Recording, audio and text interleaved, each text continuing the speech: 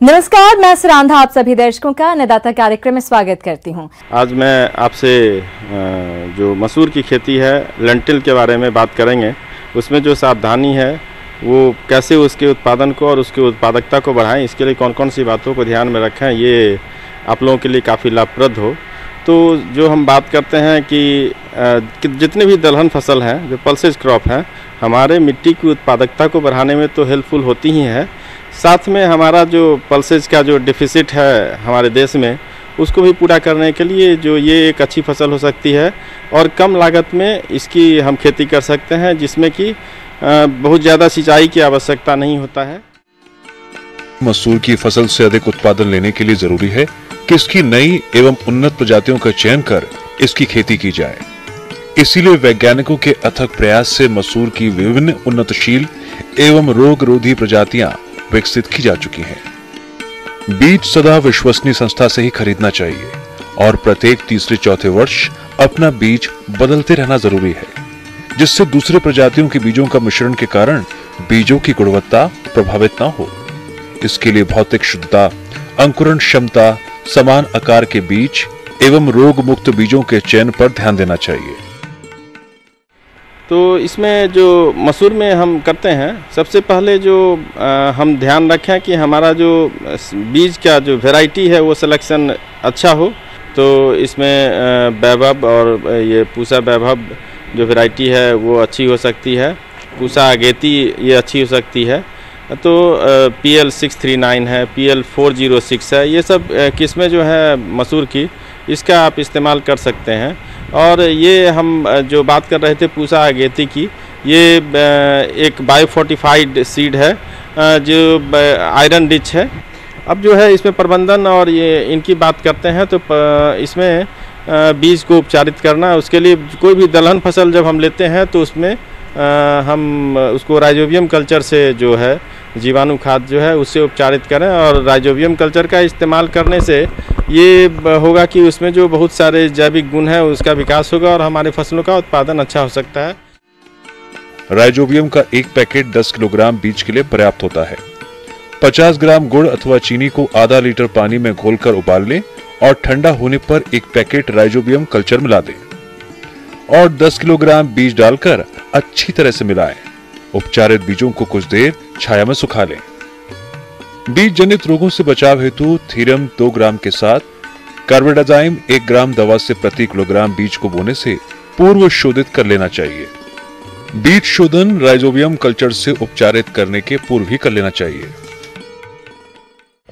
इसके बाद जो बीज उपचारित करने के बाद जो है उसमें बीज दर जो हमारे इस मसूर के लिए होगा वो 20 से 25 किलोग्राम प्रति हेक्टेयर होना चाहिए और सही बीज की मात्रा होनी चाहिए। इसके बाद जो इसमें हम कि नाइट्रोजन 25 किलोग्राम प्रति हेक्टेयर, फास्फोरस 50 किलोग्राम प्रति हेक्टेयर, पोटास जो है 25 किलोग्राम प्रति हेक्टेयर और सल्फर 20 से 25 किलोग्राम प्रति हेक्टेयर आप व्यवहार कर सकते हैं और इसकी अच्छी उपज की प्राप्ति की जा सकती है। जो एक रो टू रो जो पंक्ति से पंक्ति जो हम दूरी रखेंगे वो 25 सेंटीमीटर रखेंगे और 10 सेंटीमीटर जो पौधे से पौधे की दूरी रखेंगे। आप देखें कि खरपतवार का जो उसमें प्रबंधन है वो ज़्यादा है, रासायनिक तरीके से करें या मैकेनिकल जो वीडर हैं हमारे पास उनके माध्यम से करें, तो खरपतवार को नियंत्रित करना आवश्यक होता है। आप इसमें जो प्री इमरजेंस वीडिसाइड के रूप में पेंडिमेथिलिन इनका व्यवहार कर सकते हैं खरपतवार नियंत्रण के लिए। तो ये रासायनिक खरपतवार नाशी दवा है और इसके इस्तेमाल करने में आप लोग सावधानी रखें। ये जो ऐसा नहीं है कि प्री इमरजेंस है तो इसको हम 72 घंटे के अंदर इस्तेमाल कर लें।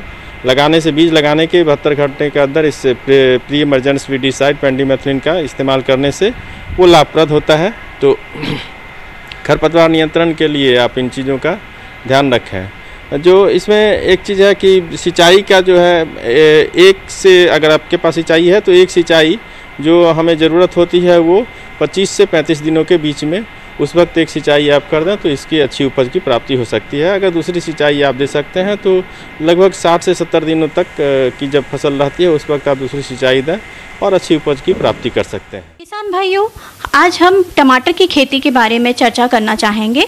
टमाटर की खेती में क्या क्या प्रबंधन हो सकते हैं, उन पर हम एक चर्चा करना शुरू चाहेंगे। किसान भाइयों, टमाटर की फसल से ज्यादा उत्पादन प्राप्त करने के लिए फसल को खरपतवारों से मुक्त रखते हुए यूरिया का प्रयोग कैसे करना है, आइए जानते हैं। तो चलिए किसान भाइयों, हम चर्चा करते हैं खरपतवार प्रबंधन पर। तो खरपतवार प्रबंधन टमाटर में एक बहुत ही मुख्य कार्य है, क्योंकि यह जो है वह मुख्य फसल से हवा, पानी, खाद, उर्वरक आदि से प्रतिस्पर्धा करते हैं। इसके प्रबंधन के लिए आप शुरुआती अवस्था में ही खरपतवार को निकाल दें और खुरपी की सहायता इसमें आप ले सकते हैं, जो कि पारंपरिक विधि है खरपतवार नियंत्रण की।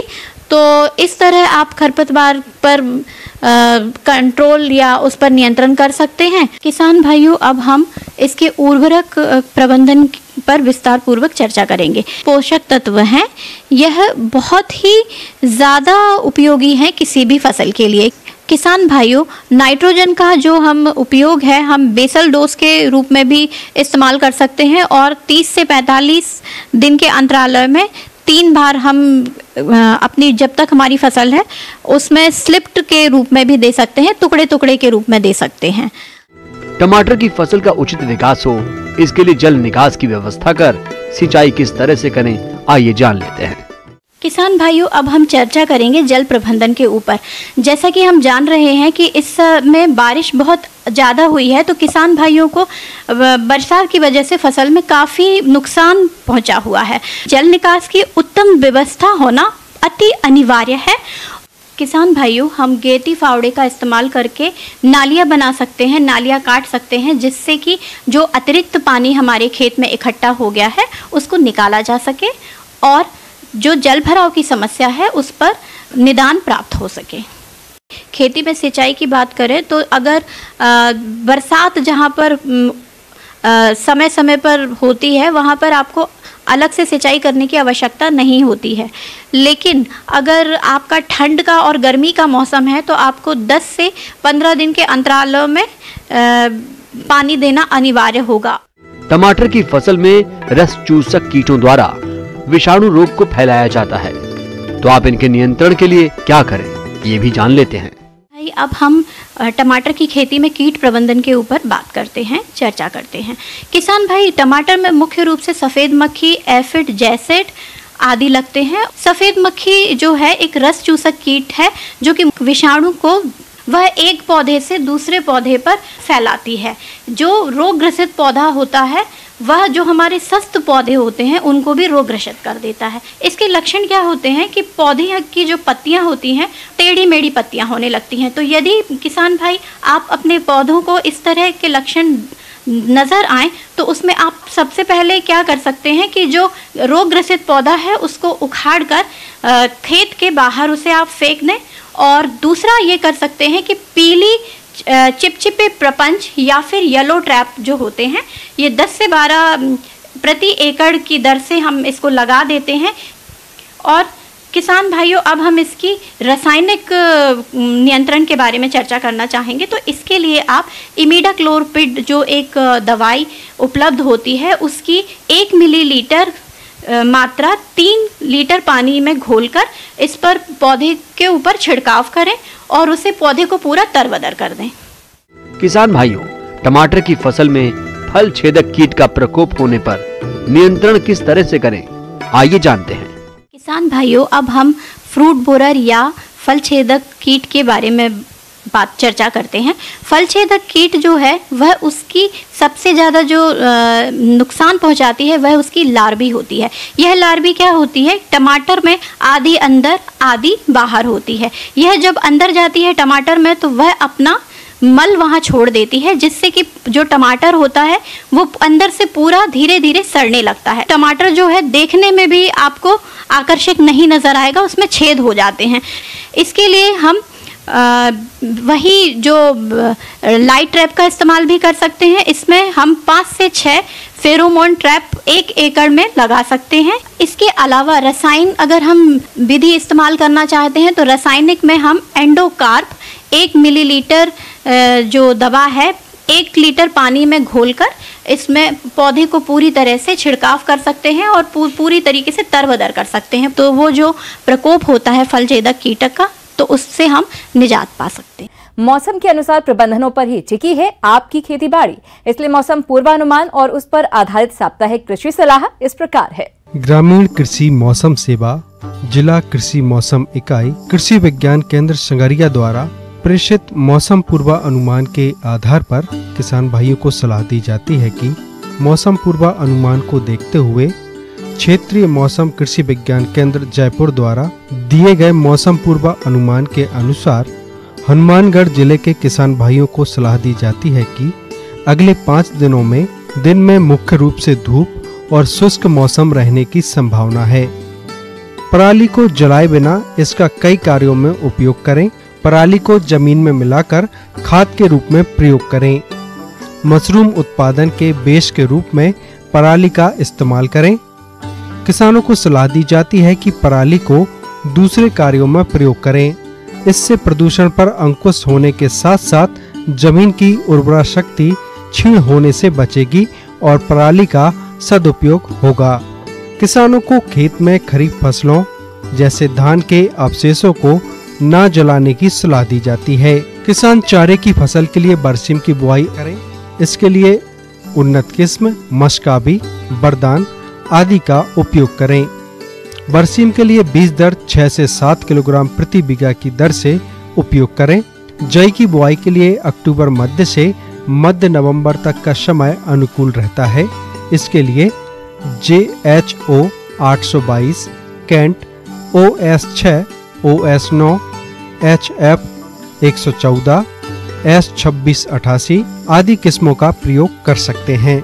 इसके लिए बीज दर 25 से 30 किलोग्राम प्रति बीघा की दर से प्रयोग करें। सरसों के बीज उपचार के लिए ट्राइकोडर्मा पाउडर आधारित जैविक उत्पाद 10 ग्राम प्रति किलोग्राम बीज की दर से उपचारित करें। भूमि उपचार के लिए ट्राइकोडर्मा पाउडर आधारित दवा 2.5 किलोग्राम मात्रा 50 किलो नमी युक्त गोबर की खाद में मिलाकर पलेवा करते समय प्रति बीघा की दर से मिट्टी में मिला दें। सरसों की फसल में खरपतवार नियंत्रण करने के लिए पेंडिमिथिलिन दवा 1 किलोग्राम सक्रिय तत्व 700 लीटर पानी में मिलाकर बुआई के तुरंत बाद खेत में छिड़काव करें। चने की बुआई के लिए सही तापमान है। इस समय किसान भाई चने की बोनी कर सकते हैं। सिंचित क्षेत्र में 20 अक्टूबर से 15 नवंबर तक बिजाई करें।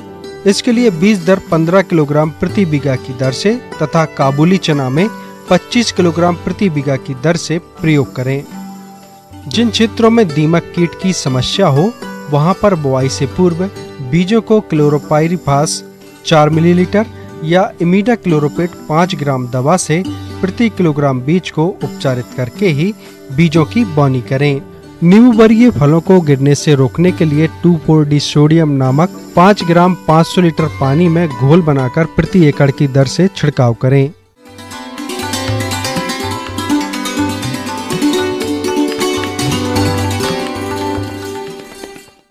अन्नदाता हेल्पलाइन निःशुल्क फोन संपर्क सेवा के माध्यम से आपके द्वारा पूछे गए प्रश्नों में से 1 या 2 महत्वपूर्ण प्रश्नों को हम अपने कार्यक्रम में शामिल करते हैं। इसी के तहत आज का चयनित प्रश्न और उसका जवाब इस प्रकार है। अन्नदाता कार्यक्रम में आज जिस प्रश्न को हमने शामिल किया है उसे पूछा है गांव कलेरी जिला दौसा के किसान माधव प्रसाद ने। ये मधुमक्खी पालन के बारे में जानकारी चाहते हैं। तो माधव जी, आपकी जानकारी के लिए प्रस्तुत है कार्यक्रम का ये अंश। अभी का जो दौर है कि मधुमक्खी पालन से किसान भाइयों पालन करके ज़्यादा से ज़्यादा आमदनी ले सकते हैं और ये नकदी फसल है। तो किसान भाइयों अगर इसके शुरुआत करना चाहते हैं तो देश में कई जगह इसका प्रशिक्षण चल रहा है। जैसे कृषि विज्ञान केंद्र जो सभी जिले में स्थित हैं या क्षेत्रीय अनुसंधान केंद्र जो हर एक जोन में उपस्थित है, वहाँ से प्रशिक्षण ले सकते हैं और अपना मधुमक्खी पालन का शुरुआत कर सकते हैं। इसमें मुख्य 2-3 चीज़ें ध्यान रखने वाली बातें हैं। पहला कि वहाँ पर ही शुरुआत करें जहाँ पर कि मधुमक्खी को मधु कलेक्शन करने में उसको बहुत दूर नहीं जाना पड़े, आसपास ही मिल जाए। मैंने फूल फल का पौधे हो, फूल का हो, जैसे सीजन में आप अभी आ रहा है सीजन सरसों का, तो सरसों के बगीचा आसपास में रख सकते हैं आप। तो वहीं पर उसको मिलना चाहिए, नहीं तो वो नहीं कलेक्शन कर पाएगा और जिंदा भी नहीं, उसको अपने भोजन के लिए वो करता है, उसी से वो बनाता है और रखता है। अगर वो नहीं रहेगा वहाँ पर तो आप बक्सा रख भी देंगे तो मधुमक्खी वहाँ से भाग जाएगा। मधुमक्खी पालन एक लघु व्यवसाय है जिससे शहद एवं मोम प्राप्त होता है। यह एक ऐसा व्यवसाय है जो ग्रामीण क्षेत्रों के विकास का पर्याय बनता जा रहा है। इस व्यवसाय के लिए 4 तरह की मधुमक्खियां इस्तेमाल होती हैं: Apis mellifera, Apis indica, Apis dorsata और एपिस फ्लोरिया। शहद उत्पादन के लिए एपिस मेलिफेरा मक्खियां ही अधिक शहद उत्पादन करने वाली और स्वभाव की शांत होती हैं। इन्हें डिब्बों में आसानी से पाला जा सकता है। इस प्रजाति की रानी मक्खी में अंडे देने की क्षमता भी अधिक होती है। किसान बताएं जो अभी शुरू करना चाहते हैं, उनको अगर शुरू करते हैं तो करने के लिए 2-3-4 चीज़ों का आवश्यकता होती है।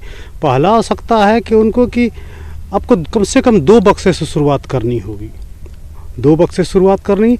और उसके बाद आता है कि एक मौन पर्दा आता है जो एक जाली की तरह रहता है कि किसान भाई जो उसको पालन करेंगे वो चेहरे पर लगा लेंगे तो उनसे डंक से बचे रहेंगे। उसके बाद आता है कि एक चाकू चाहिए उनको और मधु निष्कासन यंत्र के हाथ से निकालते हैं तो मधु का छत्ता ही बर्बाद हो जाता है और उससे कम मधु मिलता है और अच्छा क्वालिटी का होता भी नहीं है। मधुमक्खी पालन के लिए लकड़ी का बॉक्स फ्रेम, मुंह पर ढकने के लिए जालीदार कवर, दस्ताने, चाकू, शहद रिमूविंग मशीन, शहद इकट्ठा करने के लिए ड्रम आदि उपकरणों की जरूरत होती है। मधुमक्खी पालन के लिए कुछ सावधानियां बरतनी चाहिए, जैसे जहां मधुमक्खियां पाली जाएं, उसके आसपास की जमीन साफ सुथरी होनी चाहिए। आसपास पुष्पीय पौधों की उपलब्धता के बाद ही मधु बॉक्स को रखें। उसके बाद आता है कि ऐसे जगह रखें खुले धूप में नहीं, गर्मी के दिन है चिलचिलाली धूप में भी वो बक्से को छोड़ के मधुमक्खी जो है भाग जाएगी, वहाँ से किसी पेड़ पर छाया वाली जगह पर सुविधा वाला जगह पर चली जाएगी। इसका ध्यान रखें। अगर ठंड पड़ रही है तो उसको बक्से को उसको कुछ से ढक दे ताकि उसको बहुत ठंड नहीं लगे। कुछ खरपतवार जो है थोड़ा सा रख दे, साफ होनी चाहिए खरपतवार, ऊपर में थोड़ी सा रख देनी चाहिए। आने जाने वाले रास्ते के पर उसको डिस्टर्ब ना हो ऐसा ध्यान रखना चाहिए। क्या कि वो जो सुबह शाम में निकलती है अपना कलेक्शन के लिए और कलेक्ट करके आती है तो रास्ते पे आना जाना उसको सुविधाजनक होनी चाहिए।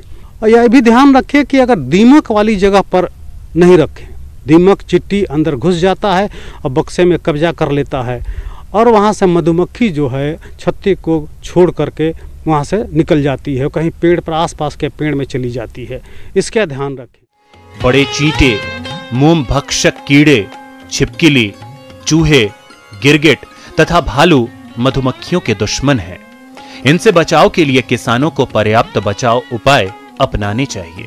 मधुमक्खियां 3 किलोमीटर तक पराग और पुष्प रस इकट्ठा करती हैं, इसलिए वर्ष भर अगर मधुमक्खी पालन करना है तो वर्ष भर पुष्पीय पौधों की उपलब्धता सुनिश्चित कर लें। शांत जगह का चुनाव करें। बरसात में पुष्पीय पौधों की उपलब्धता में कमी आ जाती है, इसलिए मधुमक्खियों को अलग से फीडिंग कराई जाती है जिसमें चीनी का शीरा देते हैं, जिससे इनका सर्वाइवल होता रहता है। और बीच बीच में कम से कम सप्ताह में या 10 दिन में बक्से का देखभाल जरूर करें। बीच बीच में देखे, खोल के देखे जो अंडे जो छत्ते लगाए हैं उसमें कहीं कोई तो नहीं घुस जा रहा। और अंत में जो है कि अगर मधुमक्खी लगभग 3 महीने में अपने छत्ते में मधु डाल दे, बीच बीच में देखते रहना है और उसकी क्वालिटी भी अच्छी होती है और मधुमक्खी का छत्ता भी नहीं बर्बाद होता है। आइए अब एक नजर डालते हैं राज्य की कुछ चुनी हुई मंडियों के प्रमुख फसलों के बाजार भाव पर।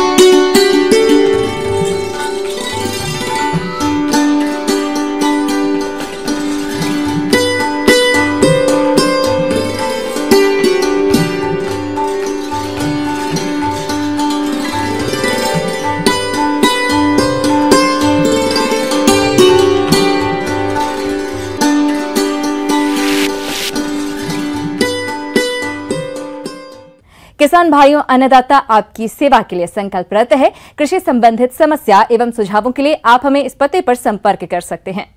प्रोड्यूसर अन्नदाता, news 18 Rajasthan, Ramoji film city, Hyderabad 501512। साथ ही आप हमें ईमेल भी कर सकते हैं। हमारा ईमेल है p18annadataraajasthan@nw18.com।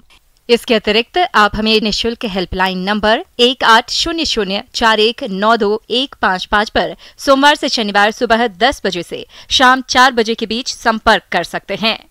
किसान भाइयों, अब समय हो रहा है आपसे विदा लेने का, तो हमारी पूरी अन्नदाता टीम को दीजिए इजाजत। कल फिर आपसे मुलाकात होगी कृषि संबंधित कुछ और महत्वपूर्ण जानकारियों के साथ। नमस्कार।